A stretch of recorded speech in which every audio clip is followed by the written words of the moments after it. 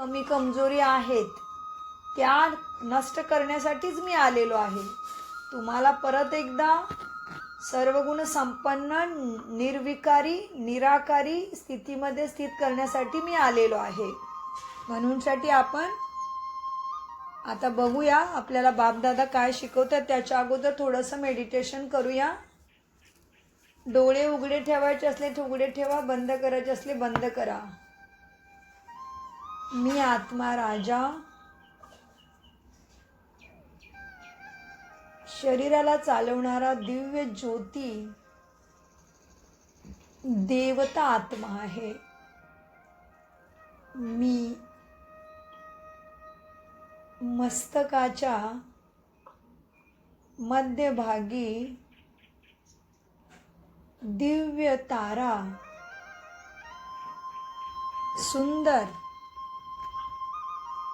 सुंदर तारा देवदूताप्रमाणे फरिश्त्याप्रमाणे चमकत आहे. मी आत्म्याचा शांतीचा आणि सुखाचा प्रकाश माझ्या संपूर्ण चेहऱ्यावरती पसरला आहे.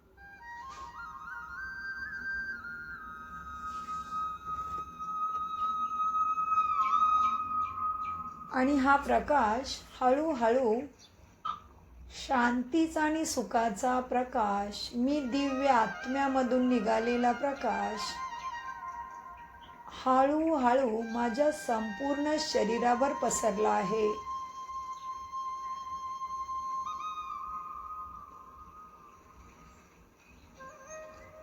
शांतीचा आणि सुखाचा दिव्य प्रकाश माझ्या संपूर्ण शरीरावर पसरला आहे, कारण माझा स्वधर्मच शांती आणि सुख आहे. ह्या प्रकाशामध्ये मी आत्मा, दिव्य ज्योती, देवता आत्मा आणि हे माझं शरीर या सुंदर सुख शांतीच्या प्रकाशामध्ये न्हाऊन निघत आहे. आणि हा सुख शांतीचा प्रकाश आता पूर्ण बाबांच्या घराभर पसरला आहे.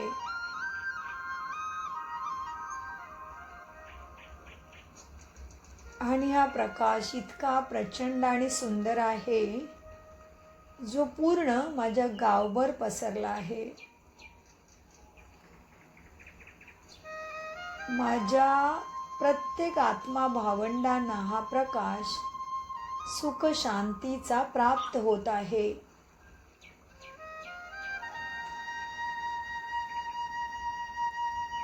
आणि त्या प्रकाशाद्वारे मी सगळ्या भावंडांना सांगत आहे, बघा, ज्याला तुम्ही मागता आहे सुख शांती स्वास्थ्य आरोग्य, तो भगवंत बाप आला आहे. आज मी प्रकाशाच्या रूपाने सगळ्या आत्म्यांना संदेश देत आहे. प्रत्येक शरीरामध्ये आत्मा प्रकाशच बसलेला आहे आणि प्रकाशच प्रकाशाला प्राणेश्वर पाप कटेश्वर मुक्तिदाताचा संदेश देत आहे. हा संदेश प्रत्येक आत्मा भाऊ प्राप्त करत आहे. आणि खरोखर प्रत्येक जण प्राणेश्वर, सुखाचा सागर, सत्य ज्ञानाचा सागर, मुक्तिदाता, जीवन मुक्तिदाता अमरनाथ बाबांच्याकडे सर्व आत्मे भावंडे धावत धावत येत आहेत.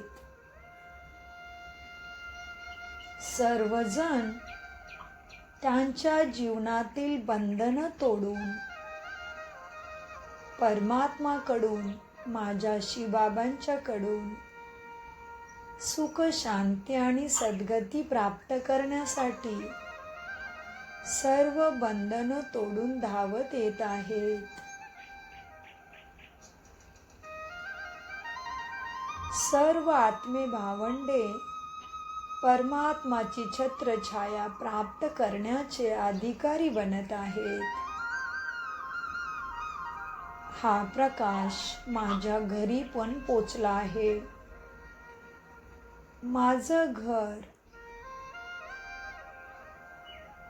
परमात्माच्या सुख शांतीच्या प्रकाशाने भरलं आहे.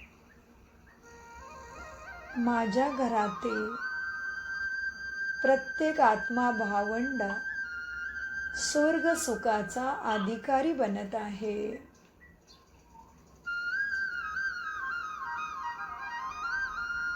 मी त्या प्रकाशाला एकाग्रतेने पाहत आहे आणि मीही त्याचा आस्वाद घेऊन माझ्यामध्ये शांतीच्या आणि सुखाच्या शक्तीला भरपूर करत आहे.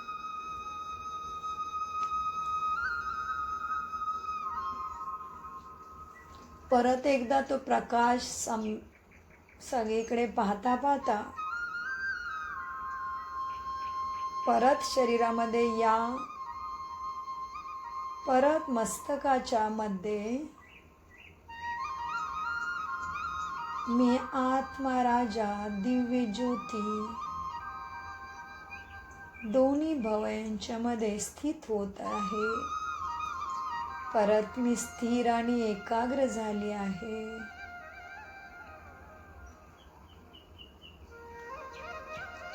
आणि आता परत मी परमधामला जात आहे,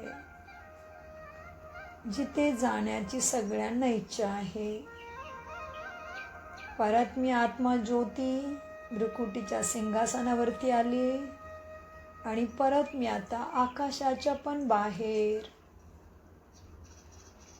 या आत्मा ज्योती आणि किंवा सुंदर तारा परत ह्या मस्तकावरून उडाली आणि मी उडत उडत आकाशाच्या बाहेर, आकाशाच्याही वरती, सूर्य आणि चंद्राच्याही वरती मी माझ्या घरी जात आहे.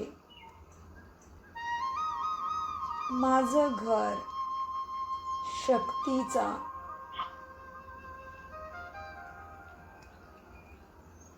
आणि शांतीचं,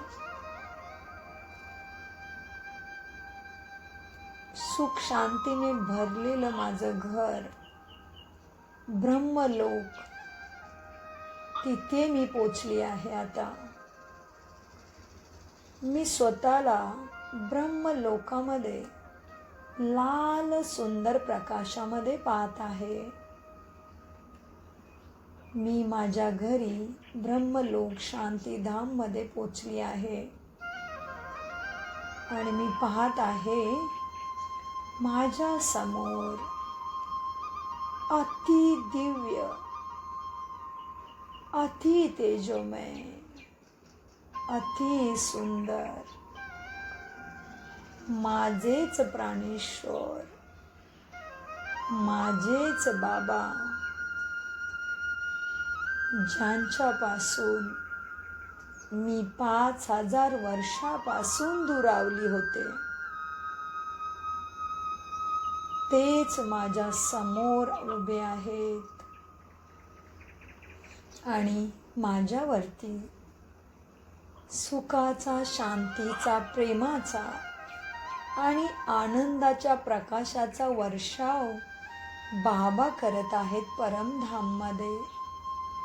मी दिव्य सितारा आणि माझे बाबा दिव्यताचा आणि गुणांचा सागर माझ्यावरती शांती, सुख, प्रेम आणि आनंदाच्या किरणांचा वर्षाव करत आहे. पहा त्या वर्षाला, पहा परमधाममध्ये किती सुंदर वर्षा होत आहे तुमच्यावरती. बाबांचे अधिकारी मुले आहात आपण सगळे. बाबा आपल्याला बघून अति आनंदित होत आहेत. परमधाममध्ये स्वतःला पहा. मन त्रास देत असेल तर त्याला परत परत वरती घेऊन जा. मनाला सांगा तू अपमान नाही करू शकत. बाबांच्या सभेत बसला की बाबा तुला काहीतरी शिकवतायत. मनाला सांगा प्रामाणिकपणे. बाबा तुला काहीतरी देऊ इच्छित आहेत. मनाशी बोला.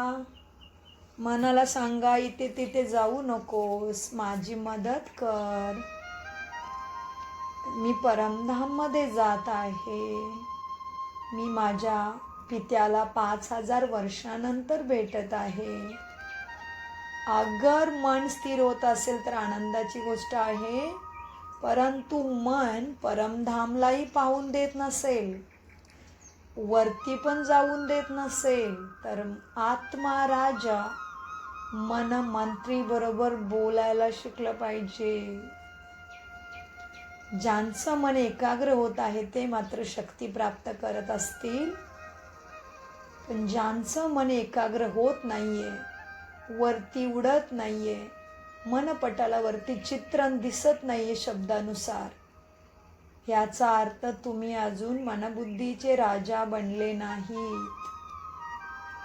तर मनमंत्रीनी काय करायचे? आत्मा राजाने मनमंत्रीशी बोलायचे की माझी मदत कर, मला बाबांच्याकडून संपूर्ण प्राप्तीचा अधिकारी बनायचे आणि मी वरती जायचा प्रयत्न करते आणि तू मला खाली घेऊन येतोयस, मला दुसऱ्या विचारात घालतोयस. मनावर बोलत आहे आत्मा राजा.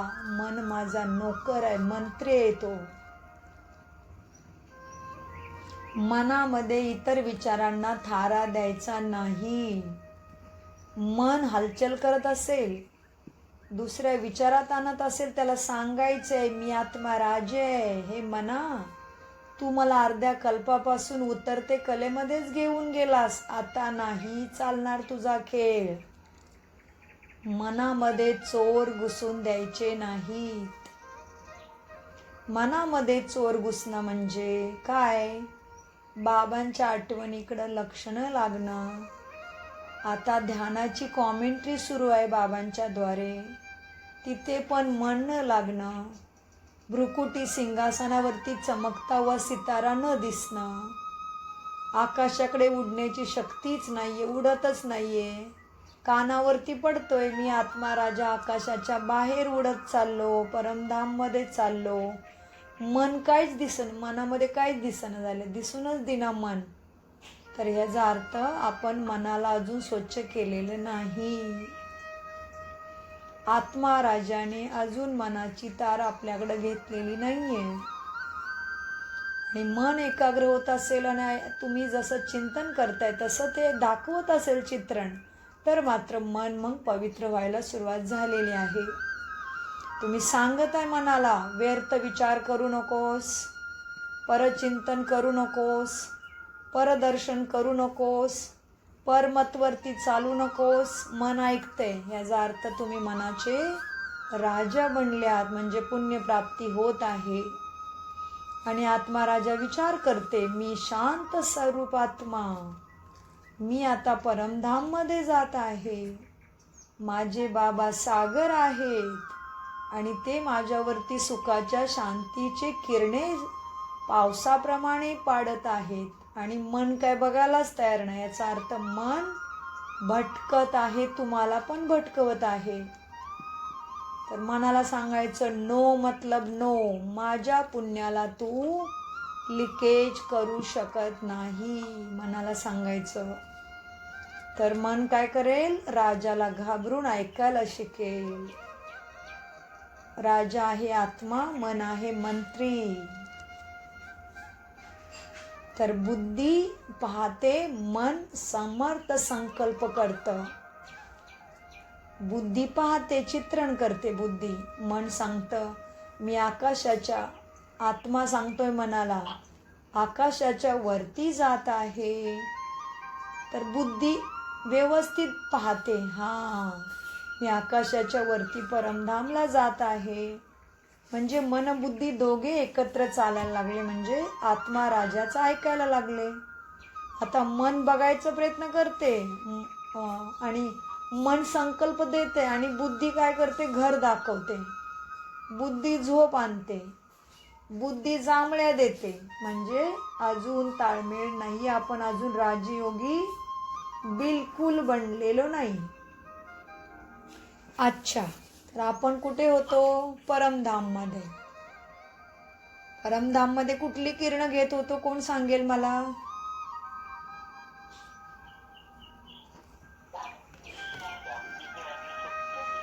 शांती, शक्ती, सुख आणि प्रेम आणि आनंदाची किरणे घेऊन आपण भरपूर होत होतं. आणि त्याच्यानंतर बाबांना आभार मानून आपण बाबांना आपल्या बरोबर घेऊन येत आहे. पहा आता, मी आत्मा बिंदू, दिव्य सितारा, दिव्य तारा आणि माझे बाबा दिव्यताचे सागर माझ्या बरोबर परमधाममधून हळूहळू सूक्ष्म वतनमध्ये आले. आणि सूक्ष्म वतनमध्ये काय झालं, तिथे ब्रह्मा बाबा, माझी ब्रह्मा माचा रथ आहे.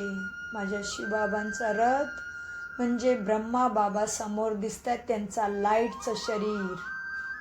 लाईटचं शरीर म्हणजे देवदूत प्रकाशाचं शरीर. त्याच्यामध्ये माझे शिवबाबा विराजमान झाले आणि मी पण लाईटच्या शरीरामध्ये, मी आत्मा ज्योती सूक्ष्म वतनमध्ये विराजमान झाली. म्हणजेच मला सुद्धा सुंदर लाईटचं शरीर प्राप्त झालं. त्याला म्हणतात फरिश्ता किंवा देवदूत.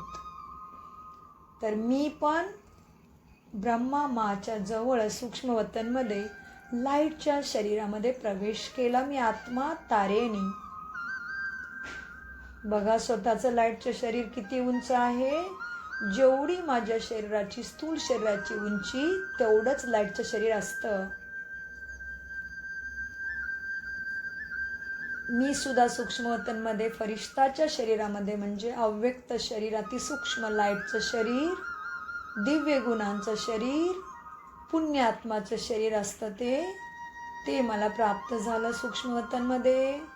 आणि माझे बाबा शिवबाबा ब्रह्माच्या फरिश्ता शरीरामध्ये विराजमान, मी माझ्या फरिश्ता शरीरामध्ये विराजमान. आता आम्ही चाललो आहे आमच्या बाबांच्या पाठशाळेमध्ये सूक्ष्म वतनमधून स्थूल वतनमध्ये. हळूहळू मी आणि माझे बाबा, माझ्या बाबांचा दिव्य प्रकाश आणि माझा प्रकाश पूर्ण धरतीवरती आणि आकाश गंगा, अग्निदेवता, वायुदेवता, जलदेवता आणि धरणी मातेवरती आम्हा दोघांचाही प्रकाश पसरत आहे.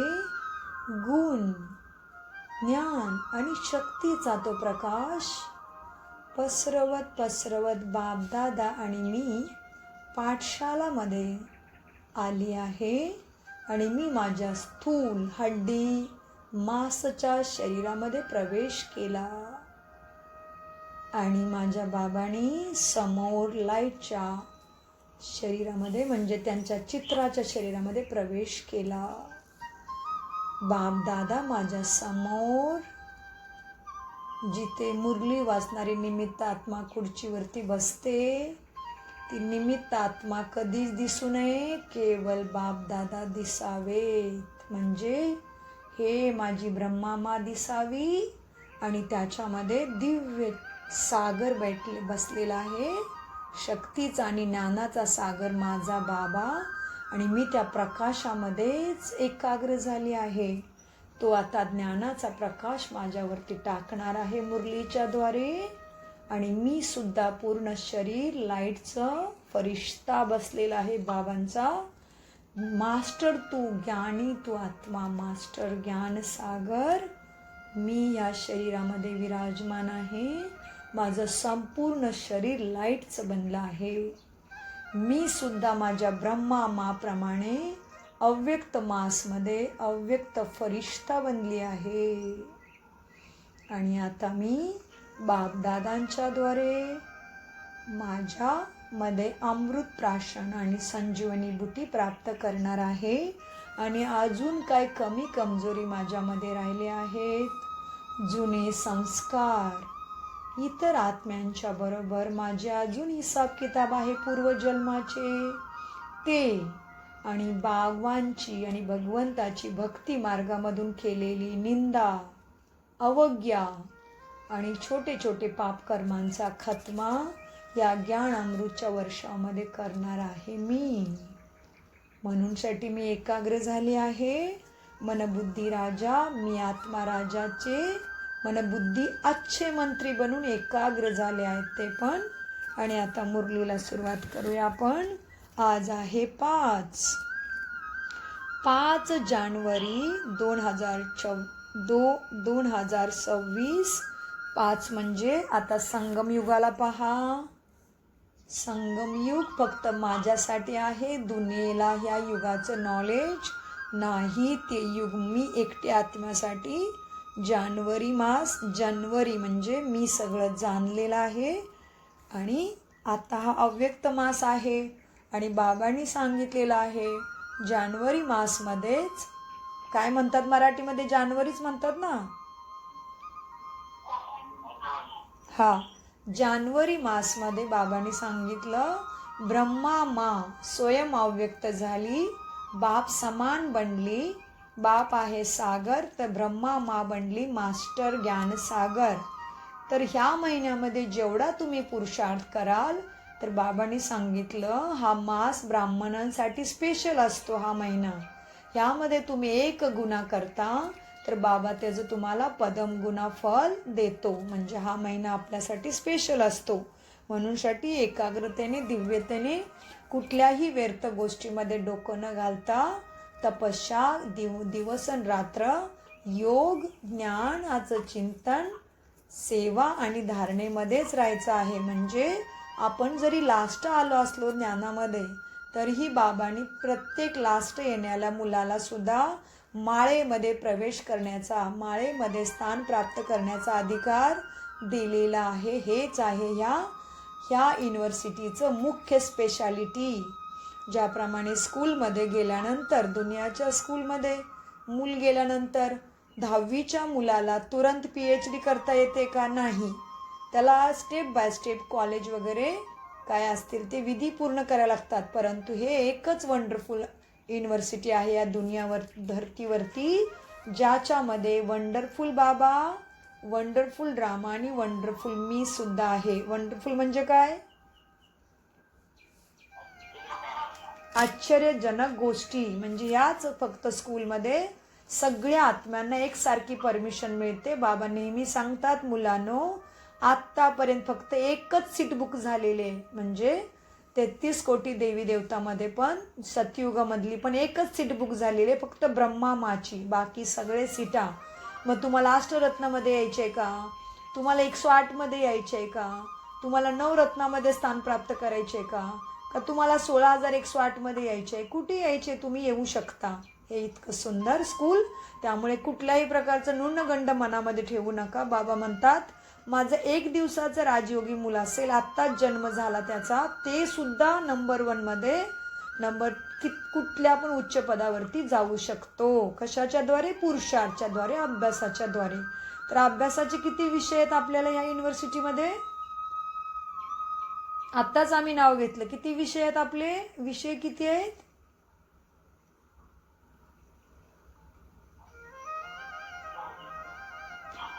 आपल्याला अभ्यासाला विषय किती आहेत या युनिव्हर्सिटीमध्ये? कुठल्या विषयामध्ये मार्क्स पाडायला लागतात आपल्याला? कुठले विषय आहेत? काय झालं सर्वांना?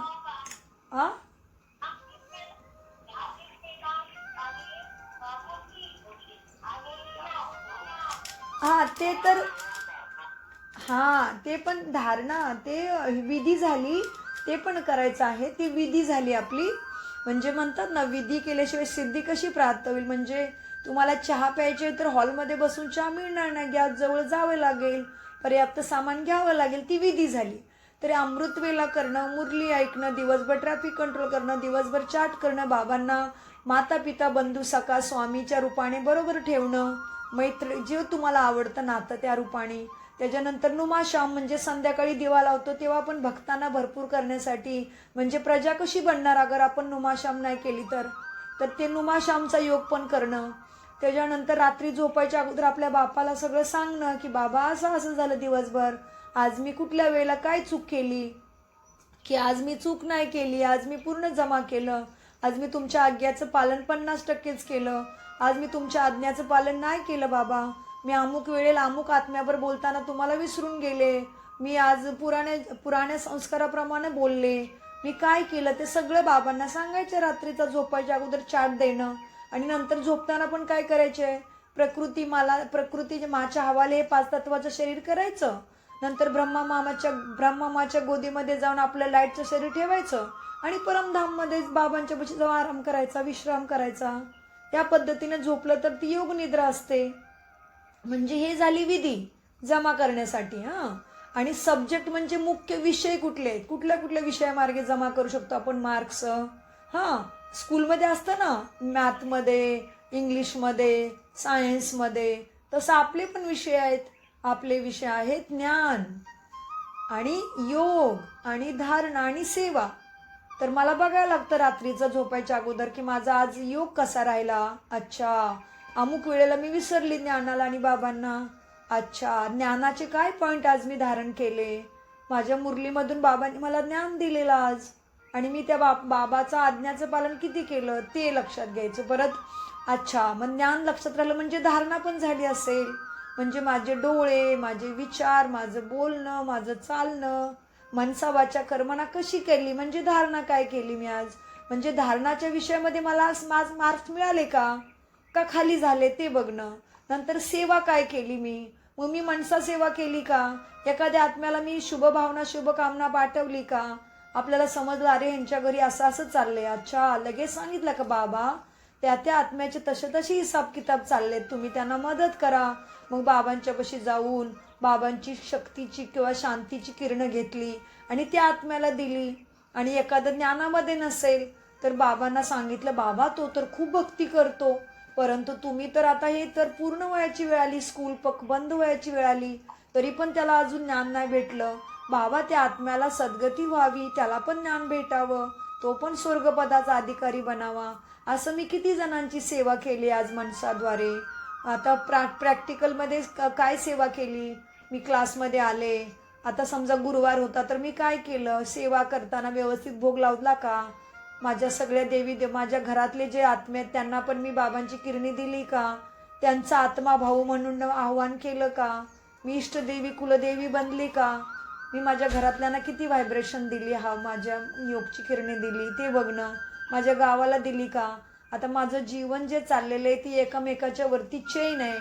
आता समजा माझ्याकडे कपडे येतात तर ते कपडे तर मी स्वतः घालते, माझ्या पैशांनी खरेदी केले, परंतु तो कपडे तयार करण्यासाठी काय काय लागलं तर कापूस उगवणारापासून हे कपडे बनवणाऱ्यापर्यंत सगळे आत्मे भावंडच आहेत. तर सगळे चेन लागली माझ्यासाठी. तर बाबांनी माझ्यासाठी किती आत्म्यांची मदतगाठ केली. माझ्यापाशी कपडा येतोय, माझ्यापाशी जेवण येतंय, मी एका घरात राहते, तर हे सगळं उभं करण्यासाठी बाबांनी कितीतरी आत्म्यांची त्याच्यामध्ये मदत घेतली ना. तेव्हा मला जीवनात सगळं प्राप्त झालं. त्या सगळ्या आत्म्यांना मी पाठवलं का किरणे, त्यांचे उपकार मी उतरवले का, हे म्हणजे सेवा. कारण बाबांनी सांगितलं लास्टमध्ये मनसा सेवाच राहील, बाकी सगळी स्थूल सेवा बंद होऊ शकते. जसं कोरोनामध्ये घरातून बाहेर जाऊ शकलो नाही आपण, तर काय करायला लागलं, मनच राहिलं होतं ना फक्त बाकी आपल्यापाशी. तसंच बाबा म्हणतात लास्टमध्ये मनसा सेवेद्वारे सेवा होईल आणि सगळ्यात जास्त पुण्य मनसा सेवाद्वारेच मिळेल. म्हणूनसाठी मी किती मनसा सेवा केली किंवा मी किती स्थूलमध्ये दुसऱ्याशी बोलताना कशी बोलले वगैरे ते सगळं पुण्यामध्ये जमा केलं. मी आज पुण्य जमा केलं का सकाळपासून जमा केलेल्या पुण्याला मी आज लिकेज केलं ते सगळं चेक करायचं, म्हणजे चार्ट द्यायचा बाबांना. ठीक आहे. तर आज काय झालं, मुरलीपेक्षा बाबांनी दुसराचा अभ्यास जास्त करून घेतला आहे ना. तर आता मुरलीला थोडं लेट होणार आहे, तर त्याच्यामध्ये जर कुणाला जायचं असेल तर बाबांना सांगा की बाबा माझ्या घरी जबाबदारी आहे, मी जाते, तर बाबा तुम्हाला परमिशन देतील. ठीक आहे.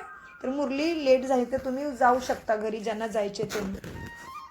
मिठे बाबा आज सांगतात 5/1/2026 मुरली महावाक्य आहे, गोड मुलांनो, बाबांच्या श्रीमताद्वारे तुम्ही मनुष्यापासून देवता बनता. गीतेचे ज्ञान आणि राजयोगा तुम्हाला संपूर्ण पावन बनवतात. प्रश्न: सतयुगामध्ये प्रत्येक गोष्ट चांगल्या सत्वप्रधान असतात का? कारण तिथे उत्तर आहे, कारण तिथे मनुष्य सत्वप्रधान असतात. जेव्हा मनुष्य चांगले असतात तर सामग्री देखील, वस्तू देखील चांगले असतात. जेव्हा मनुष्य वाईट असतात तेव्हा सामग्री देखील नुकसानकारक असते.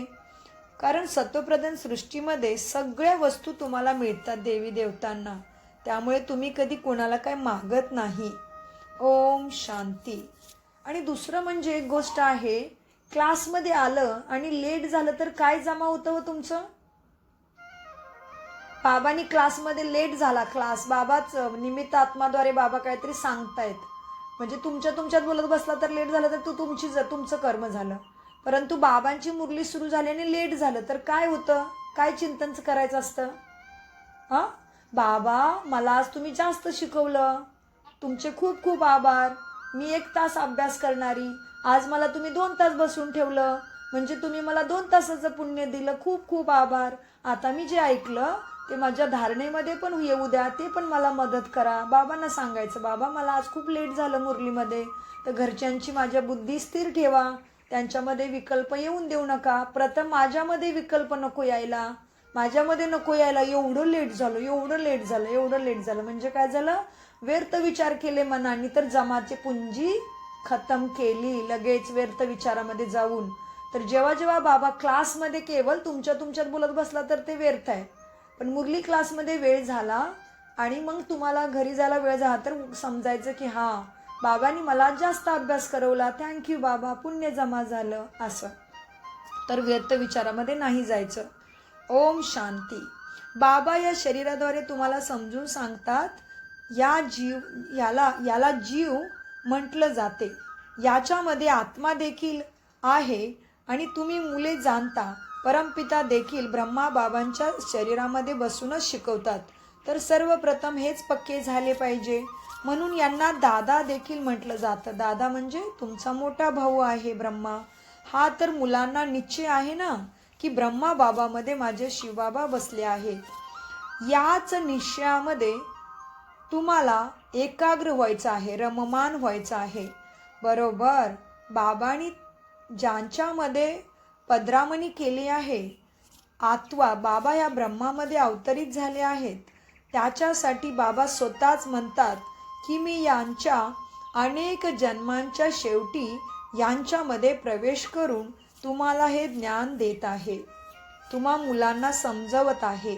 हा ब्रह्माचा अंतिम जन्म आहे.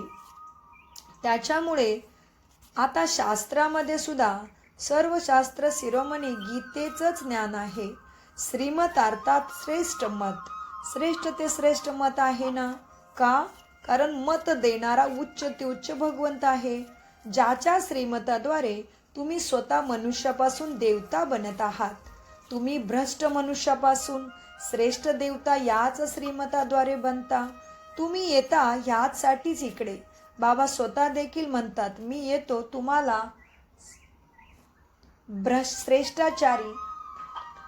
श्रेष्ठाचारी आणि निर्विकारी मत देण्यासाठी आलो आहे. त्याच्यामुळे तुम्ही देवी देवता बनता. मी येतो तुम्हाला श्रेष्ठाचारी निर्विकारी देवता बनवण्यासाठी. मनुष्यापासून देवता बनण्याचा अर्थ देखील तुम्ही समजून घ्यायचा आहे. विकारी मनुष्यापासून निर्विकारी देवता बनवण्यासाठी स्वतः माझा भगवंत आला आहे. सतयुगामध्ये सुद्धा मनुष्यच राहतात, परंतु त्यांच्यामध्ये दैवी गुण आहेत. कलियुगामध्ये काय आहे? मनुष्यामध्ये आसुरी गुण आहेत. सारी मनुष्य सृष्टी आहे, परंतु गुणांचा फरक आहे. आता आहेत ईश्वरी बुद्धीवाले तुम्ही ब्राह्मण. आसुरी बुद्धी आणि ईश्वरी बुद्धी फरक आहे ना. आसुरी बुद्धीवाले आहेत भक्तीमध्ये आणि ईश्वरी बुद्धीवाले आहेत ज्ञानामध्ये. ज्ञान आणि भक्ती खूप फरक आहे. भक्तीची पुस्तकं किती आणि ज्ञानाची किती आहेत तुम्ही जाणता. बाबा तुमचा ज्ञानाचा सागर आहे. बाबा काय आहे? बाबा आमचा ज्ञानाचा सागर आहे. त्याला थोडी ना पुस्तकाची गरज आहे. त्यामुळे त्याचं पुस्तक देखील एकच आहे शास्त्रामध्ये, भगवद्गीता. त्याला धार्मिक पुस्तक म्हटलं जाते. गीता, श्रीमद भगवद्गीता हे देखील मुले तुम्ही जाणता ना. पहिला आहेच आदी सनातन देवी देवता धर्म. हिंदू नाही, देवी देवता. मनुष्य समजतात गीतेद्वारे हिंदू धर्म स्थापन झाला आणि गीता गायली आहे श्रीकृष्णाने असे समजतात. कोणाला विचारले तर म्हणतील, परंपरेने शास्त्र चालित आले आहेत आणि हे कृष्णानं गायलं आहे.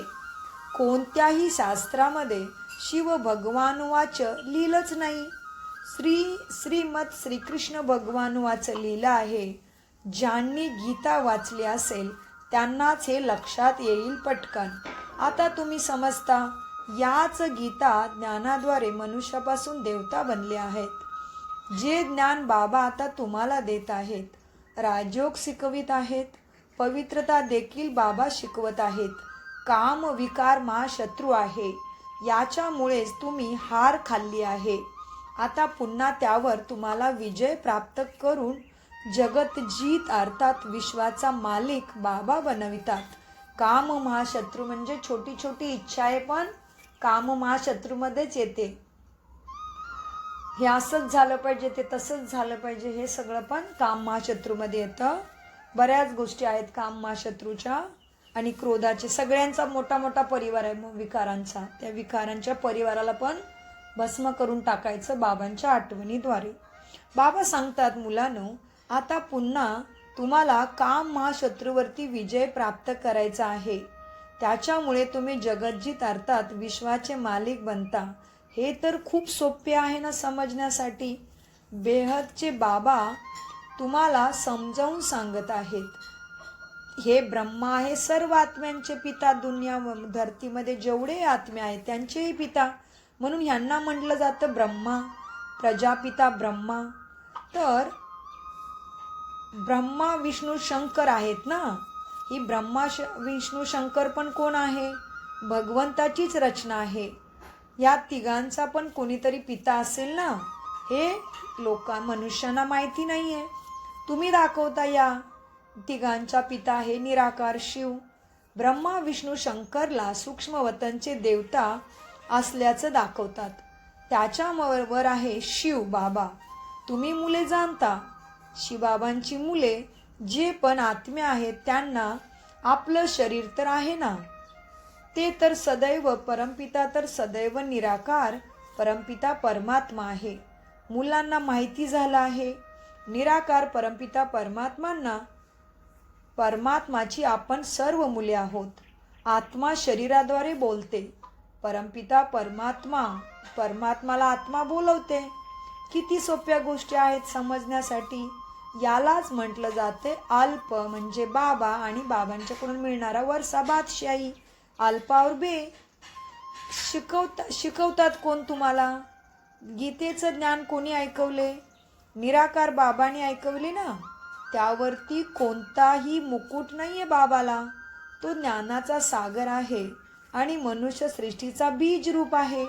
बाबा चैतन्य आहे. तुम्ही देखील चैतन्य आत्मे आहात ना. तर मनुष्य सृष्टीचं झाडाच्या आधीमध्ये अंताला तुम्ही जाणता. हे आहे चैतन्य झाड. तुम्ही आत्म्यामध्येच ज्ञान आहे ना. आणखी कोणालाही कुठल्याही आत्म्याला हे ज्ञान नाही. बाबा चैतन्य मनुष्य सृष्टीचे बीज रूप आहेत. तर झाड देखील मनुष्याचंच असणार ना. ही आहे चैतन्य रचना. बीज आणि रचनेमध्ये फरक तर आहे ना. ज्याप्रमाणे आंब्याचे बीज लावल्याने आंब्याचे झाड येते, मग झाड किती मोठे होते. त्याप्रमाणे मनुष्याच्या बीजापासून मनुष्य किती फलदायी बनतात. जन्माला येतात ना अजून मनुष्य. जड बीजामध्ये कोणतेही ज्ञान नाही. तुम्ही चैतन्य आहात आणि ह्या मनुष्य सृष्टीचा बीज रूप कोण आहे? स्वयं बाबा आहेत. बाबा सांगतात, मुलांनो, ह्या किती समजून घेण्याच्या गोष्टी आहेत. सर्व झाड मनुष्य सृष्टीचं इथं उभं आहे. त्यांच्यामध्ये बाबांच्या चैतन्य बीजरूप असल्यामुळे त्यांच्यामध्ये सृष्टीच्या आदि मध्य अंताचं ज्ञान आहे. त्याच्यामुळे कशी उत्पत्ती, पालना आणि नंतर विनाश होतो, हे प्रचंड मोठं झाड नष्ट होऊन मग पुन्हा दुसरे झाड देवी देवतांचं कसं उभे राहते, हे सर्व किती गुप्त गोष्टी आहेत. तुम्हाला ज्ञान देखील गुप्तपणे मिळते, कारण बाबा देखील गुप्तपणे आले आहेत. तुम्ही जाणता की हे आता या ज्ञानाद्वारे देवी देवता धर्मचे कलम लागत आहे. आता तर सर्व आत्मे पतित बनले आहेत, म्हणूनसाठी बोलवत आहेत. पतित आत्मे कुणाला बोलवत आहेत? काय म्हणतायत?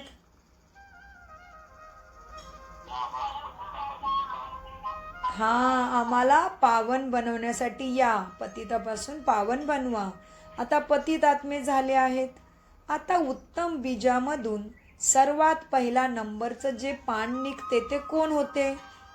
उत्तम बीजामधून सर्वात पहिलं पान निघतं ते होतं सतयुगाचे पहिले पान, ते आहे श्रीकृष्ण. सतयुगाचे पहिले पान तर श्रीकृष्णालाच म्हणणार. लक्ष्मीनारायण नाही, श्रीकृष्ण पहिलं पान आहे. नवीन पान जेव्हा झाडाला येतं तेव्हा ते लहान असतं की नाही, नंतर मोठे होते. या बीजाची किती महिमा आहे, हे तर चैतन्य आहे ना श्रीकृष्ण. आणि मग पाने दुसरी देखील निघतात, त्याची महिमा होतेच. आता तुम्ही देवी देवता बनत आहात, परंतु काय करावं लागेल? दैवी गुण धारण करत आहात.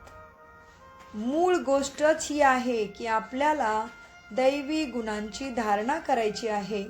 याच्यासारखंच ब्रह्माने कसा पुरुषार्थ केला, याच्यासारखंच बनायचं आहे. बघा, लक्ष्मीनारायणचे चित्र पाहत आहात तुम्ही. चित्र देखील आहे ना की आम्हाला लक्ष्मीनारायण सारखंच बनायचं आहे. हे चित्र जर नसतं तर बुद्धीमध्ये ज्ञान आले नसते. हे चित्र खूप उपयोगाला येतात. भक्ती मार्गामध्ये या चित्राची देखील पूजा होते आणि ज्ञान मार्गामध्ये या चित्राद्वारे तुम्हाला ज्ञान मिळते की असंच आम्हाला बनायचं आहे. भक्ती मार्गामध्ये असं समजत नाही की आपल्याला असं देवी देवतासारखं बनायचं आहे. भक्ती मार्गामध्ये किती मंदिरं बनवतात. सर्वात जास्त मंदिरं कोणाची असतील सांगा? बाबाने प्रश्न विचारला. शिवबाबांची. सर्वात जास्त मंदिरं कुणाची असतील? शिवबाबांची. का? जरूर शिवबाबांचीच असतील, कारण ते बीज रूप आहेत.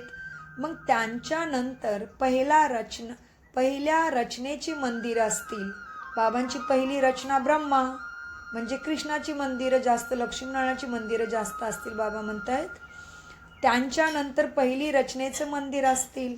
पहिली रचना हे लक्ष्मीनारायण आहेत.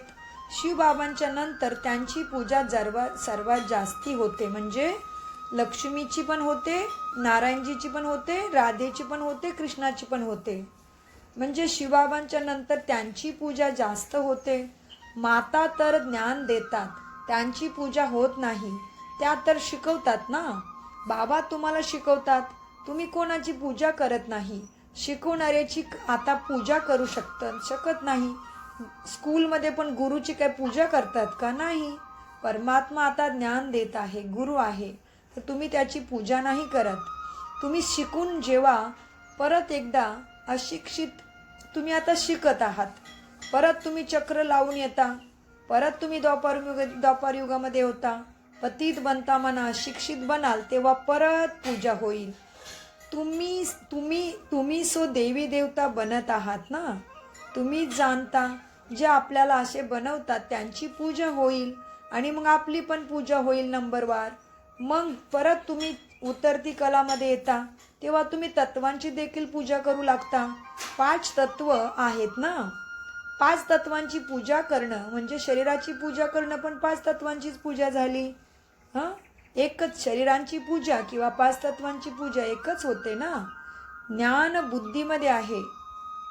हे लक्ष्मीनारायण साऱ्या विश्वाचे मालिक होते. या देवी देवतांचं राज्य नवीन सृष्टीवर होते, परंतु केव्हा होते हे जाणत नाहीत.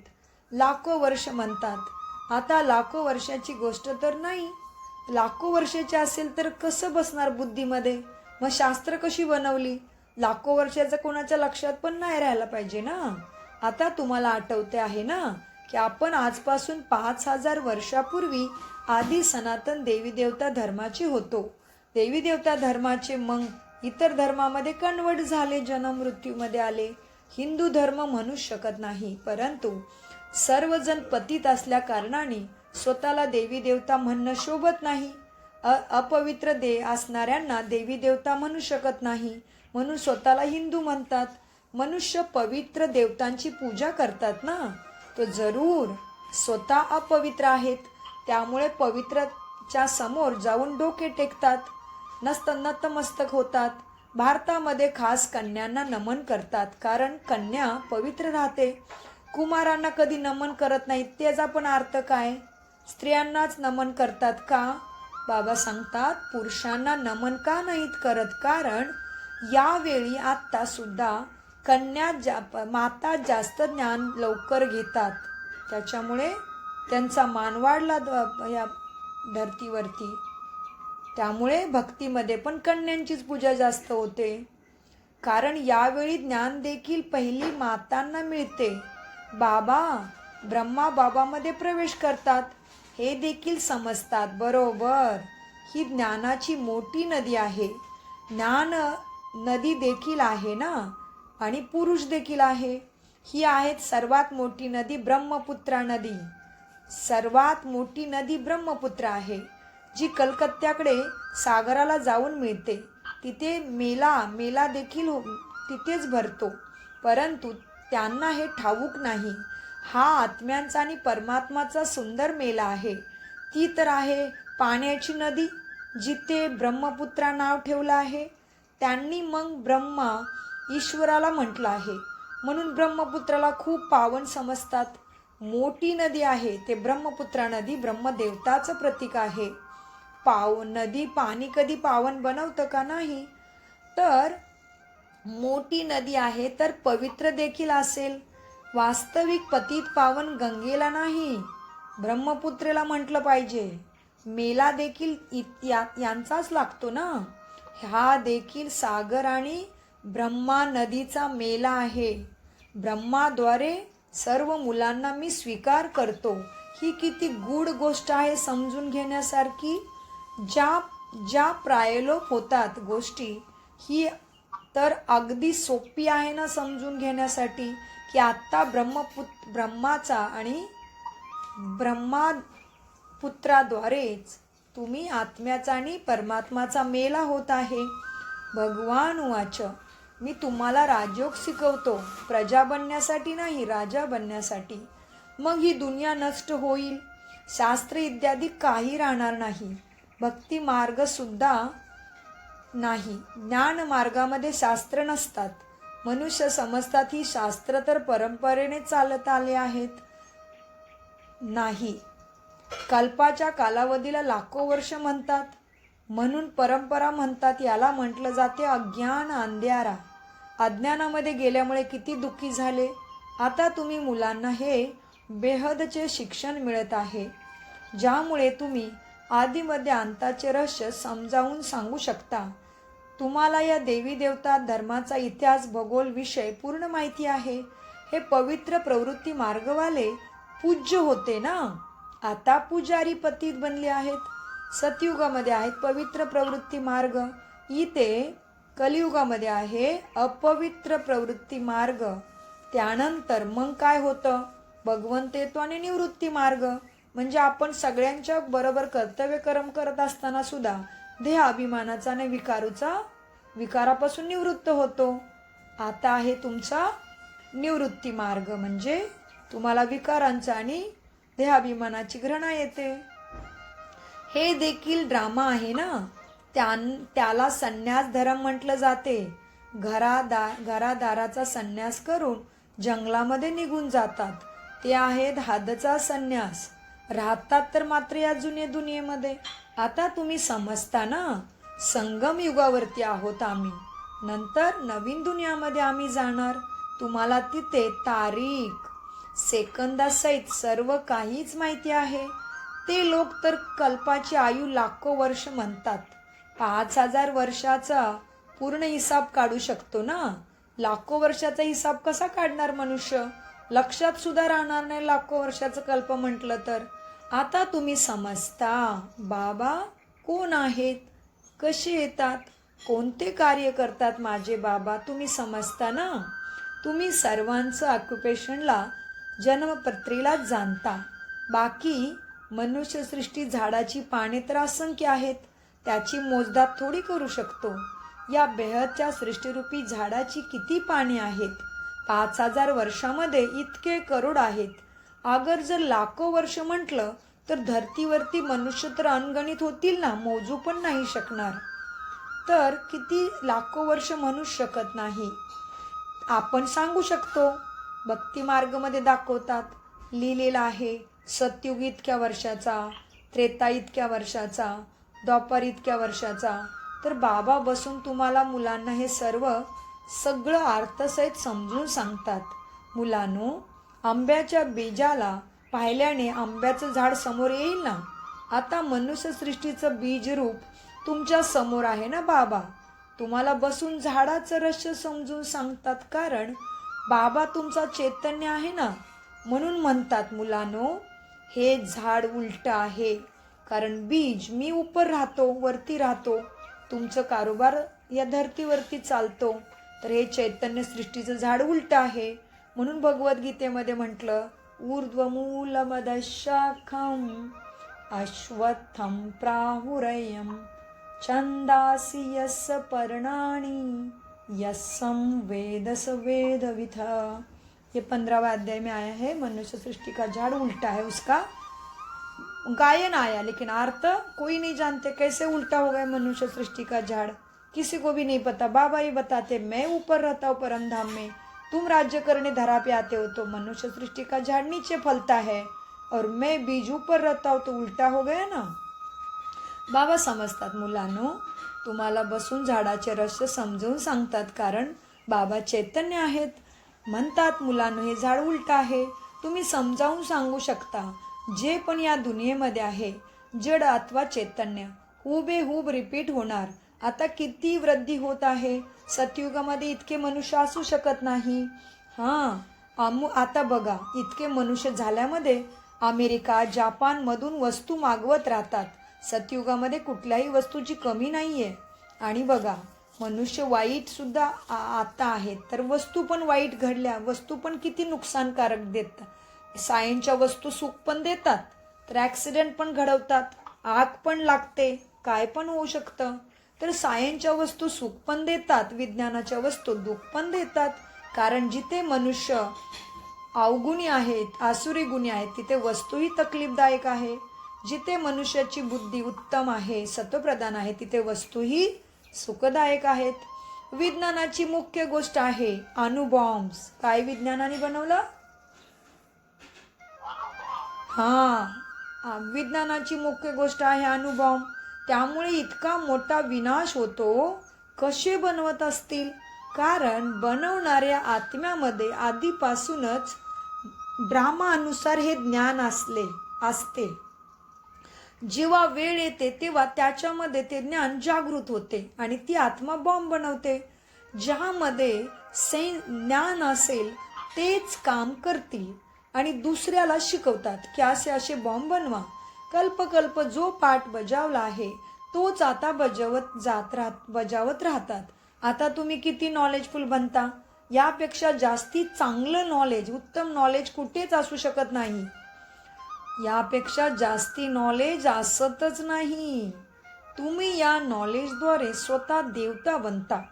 इतकं श्रेष्ठ बनवणारं नॉलेज, ज्ञान या दुनियेवरती कुठेही नाहीये. विज्ञानामुळे चंद्रावरती जातात, शोध करत राहतात, किती प्रयत्न करतात, काय काय शोध करतात की आम्ही विज्ञानाद्वारे काहीतरी अद्भुत करू, चमत्कार करू असं विचार करतात, परंतु नुकसानामध्ये जातात. काय काय बनवत राहतात, परंतु बनवणारे जाणतात की या वस्तूद्वारे विनाश सुद्धा होऊ शकतो, तरी पण सायन्सच्या अतीमध्ये जात राहतात. आता सर्वात मोठी गोष्ट आहे, या ज्ञानामुळे तुम्ही देवता बनता. ते विज्ञानाला नाही समजत. ते किती पण आतीमध्ये जाऊ दे, परंतु ते विनाशकारीच वस्तू बनवणार. आणि तुम्ही जेवढे आतीमध्ये जाल, ज्ञानाच्या अतिसूक्ष्म बनत जाल, मनबुद्धी संस्काराचे राजे बनाल, धारणा करेल तेवढे तुम्ही उच्च राजा महाराजा लक्ष्मी नारायण बनता. असं अनोखं स्कूल कुठेही असू शकत नाही. गोड गोड खूप वर्षानंतर भेटलेल्या मुलांच्या प्रती मात पिता बापदादांची प्रेमपूर्वक आठवण आणि शुभप्रभात. आत्मिक पित्यांचा आत्मिक मुलांना नमस्ते. आम्ही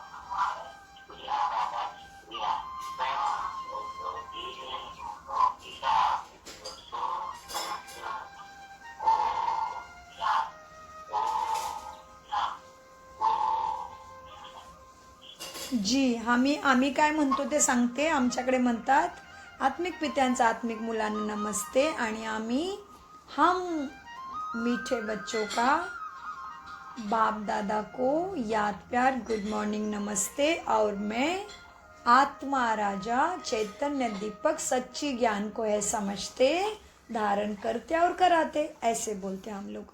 गीत धारणा. गुप्त ज्ञानाचे मनन करून हर्षित राहायचं आहे. कसलं आहे ज्ञान? गुप्त आहे. गुप्त. हांजी गुप्त आहे. स्वतःला आरशामध्ये दिसत नाहीये तर बघा ना, आत्मा एवढी गुप्त आहे तर ज्ञान आणि बाप कसा गुप्त नसणार? असणारच ना. ह्या फक्त अनुभवाच्या गोष्टी आहेत. बाबा सांगतात गुप्त ज्ञानाचे मनन करून हर्षित राहायचं आहे. देवतांच्या चित्रांना समोर पाहून त्यांना नमन वंदन नमस्कार करण्याची बात नाहीये. त्यांच्या सारखं बनण्यासाठी स्वतःमध्ये दैवी गुण धारण करायचं आहे. तर त्या देवी देवतांच्या फोटोचा मान ठेवल्यासारखं होईल. नुसतं मस्तक टेकवायचं नाहीये. नुसतं मस्तक लोटांगण घ्यायचं नाहीये.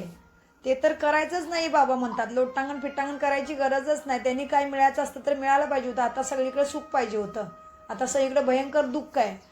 बाबा सांगतायत प्रत्येक देवी देवताच्या मूर्तीकडे किंवा सगळ्यात जास्त लक्ष्मीनारायणाकडे पाहून नमस्कार करायची गरज नाहीये.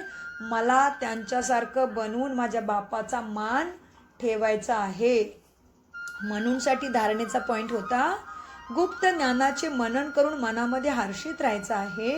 देवतांच्या चित्रांना समोर पाहून त्यांना नमन वंदन करण्याऐवजी त्यांच्यासारखे बनण्यासाठी स्वतःमध्ये दैवी गुण धारण करायचे आहेत. 2.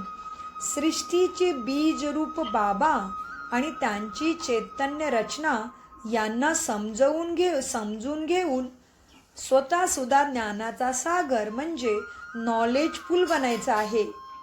याच ज्ञानापेक्षा श्रेष्ठ कुठलंही ज्ञान नाही. याच्या नशेमध्ये राहायचं आहे की दुनियामधले सर्वश्रेष्ठ अनमोल गोष्ट मला हे ज्ञान भेटलं. ह्या नशेमध्ये राहायचं आहे. वरदान. एक बाबा दूसरा ना कोई. ह्याच पाठाच्या स्मृतीद्वारे एक रस स्थिती बनवणारे श्रेष्ठ आत्मा भव. वरदान घेऊया. बापदादा माझ्या समोर उभे. मी त्यांचा अति लाडलं मूल, अति लाडला फरिश्ता. माझ्या डोक्यावरती बाबाने हात ठेवला आणि वरदान देत आहेत सद्गुरू. एक बाबा दूसरा ना कोई. या पाठाच्या स्मृतीद्वारे एक रस स्थिती बनवणारे श्रेष्ठ आत्मा भव.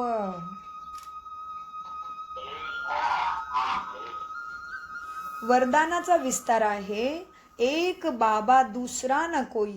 हा पाठ निरंतर लक्षात राहिला तर मात्र तुमची स्थिती एकरस बनेल. कारण ज्ञान तर सर्व मिळाले आहे, अनेक पॉइंट्स आहेत, परंतु पॉइंट्स असताना सुद्धा पॉइंट्स रूपामध्ये राहाल, हीच आहे त्यावेळीची कमाल. ज्यावेळी तुमच्यावरती परिस्थिती येते, म्हणजे कुठलीही आत्मा तुम्हाला खाली खेचत असेल, कधी कुठली गोष्ट खाली खेचत असेल, कधी कुठली व्यक्ती खाली खेचत असेल योगबळामधून, कधी कोणती वस्तू किंवा कधी वायुमंडल तुम्हाला खाली खेचायचा प्रयत्न करेल, तेव्हा जर तुम्ही बिंदू रूपामध्ये आत्मिक रूपामध्ये स्थित राहिला तर मात्र तुम्ही श्रेष्ठ आत्माभावाच्या वरदानाचे पात्र आहात. तर बाबा म्हणतात, आता एक बाबा दुसरा ना कोई हा पाठ निरंतर लक्षात राहिला तर एक रस स्थिती बनेल. कारण नॉलेज तर सर्व तुम्हाला मिळालं आहे, अनेक पॉइंट्स आहेत, परंतु पॉइंट्स असताना पॉइंट्स रूपामध्ये राहाल, ही आहे त्यावेळची कमाल. ज्यावेळी कोणी खाली खेचत असेल, कधी कोणती गोष्ट खाली खेचेल, कधी कोणती व्यक्ती, कधी कोणती वस्तू, कधी वायुमंडल तुम्हाला खाली खेचण्याचा प्रयत्न करेल, हे सगळं होणार. परंतु त्यामध्ये सुद्धा सेकंदामध्ये हा सर्व विस्तार समाप्त होऊन तुम्ही एकरस स्थितीत राहावा, तेव्हाच म्हणता येईल श्रेष्ठ आत्मा भवचे वरदानी. बोध स्लोगन, नॉलेजची शक्ती धारण करा तर विघ्न तुमच्यावरती वार करण्याऐवजी तुमच्या समोर हार खातील. काय करा? या ज्ञानाची शक्ती मनबुद्धी संस्कारामध्ये धारण करा, तर कुठल्याही प्रकारचं संकट तुमच्यावरती येण्या अगोदरच हार खाईल. अव्यक्त इशारे, या अव्यक्ती मासमध्ये, या अव्यक्ती महिन्यामध्ये बंधनमुक्त राहून जीवनमुक्त स्थितीचा अनुभव करा.